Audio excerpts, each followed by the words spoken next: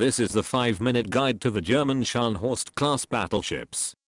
The Scharnhorst class consisted of 2 ships, Scharnhorst, obviously, and Gneisenau. They were named for 2 earlier ships from World War I which were part of Admiral von Spee's squadron, and were sunk by British battlecruisers near the Falkland Islands, after defeating a small British force under Admiral Craddock in the Pacific.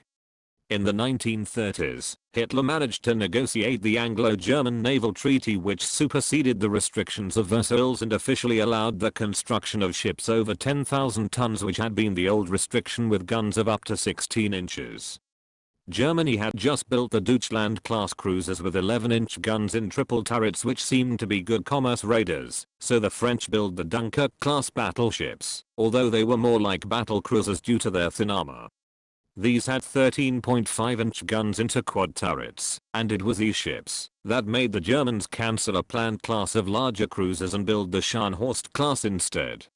At the time the Royal Navy ignored these developments because they thought all these ships were armed with silly pop guns and could be easily destroyed by their existing warships.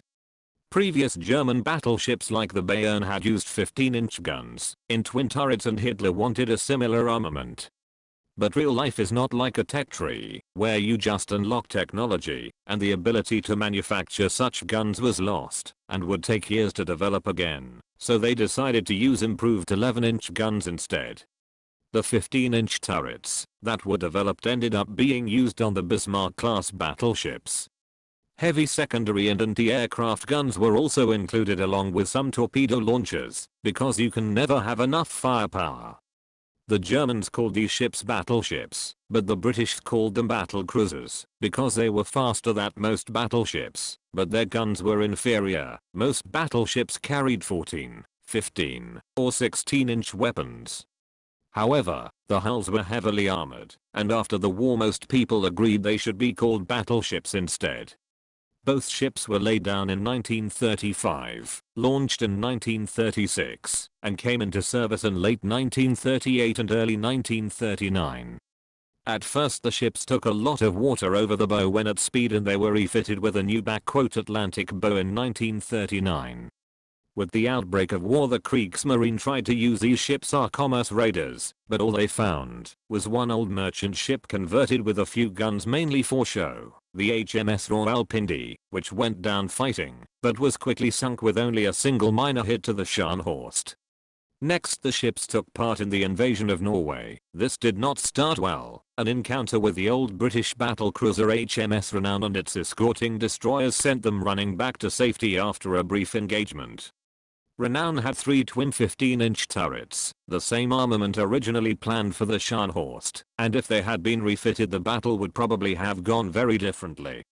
But as the British withdrew from Norway the ships found the carrier HMS Glorious escorted by 2 destroyers. Displaying good long-range shooting the 2 German ships easily destroyed the whole force, although a British destroyer managed to score a torpedo hit on the Scharnhorst which meant a return to port for repairs. The next year both ships managed to break into the Atlantic to attack convoys. They found 4 convoys and managed to sink some merchant ships, but 2 of the convoys were escorted by battleships with 15-inch guns which forced the Germans to withdraw. Again they probably would have done better with their planned armament, because they would have been able to fight on more equal terms instead of having to run away. Once in port in occupied France the Gneisenau was hit by torpedo bombers and both ships were hit several times by British heavy bombers. After repairs they executed Operation Cerberus, forcing their way up the English Channel to reach German ports. The British completely screwed up dealing with a German fleet sailing right through their backyard. Isolated attacks by destroyers, coastal guns and a few hopeless swordfish torpedo bombers were easily driven off or destroyed. However, both ships struck mines on way which meant more damage, to be repaired once they were safely back in Germany. Unfortunately, Gneisenau was then hit badly in a bombing raid and heavily damaged. The repairs needed were so extensive it was decided to finally give her the 15-inch guns as part of the rebuilding work. Because of delays with this work, and changing priorities in the war this work was never completed. She never went to sea again, and was eventually sunk as a block ship.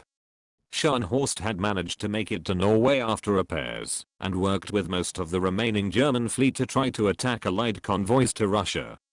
She was the only heavy unit available to intercept convoy JW-55B, but ran into the escorting cruisers, and withdrew after an 8-inch shell destroyed her forward radar. Still looking for the convoy, they ran into each other again, and although she scored some hits, the Scharnhorst tried to use its speed to head home. However, it was then intercepted by the British battleship HMS Duke of York. Under fire from the 14-inch main guns of the battleship as well as 8 and 6-inch shells from several cruisers, the Scharnhorst made a brave stand, but was hit repeatedly and then torpedoed by British destroyers. Her 11-inch guns just weren't up to the task of defending her from her attackers, and without her main radar she could not see well in the poor weather. After the ship had sunk, the British admiral in charge said, "Gentlemen, the battle against Scharnhorst has ended in victory for us. I hope that, if any of you are ever called upon to lead a ship into action against an opponent many times superior, you will command your ship as gallantly as Scharnhorst was commanded today."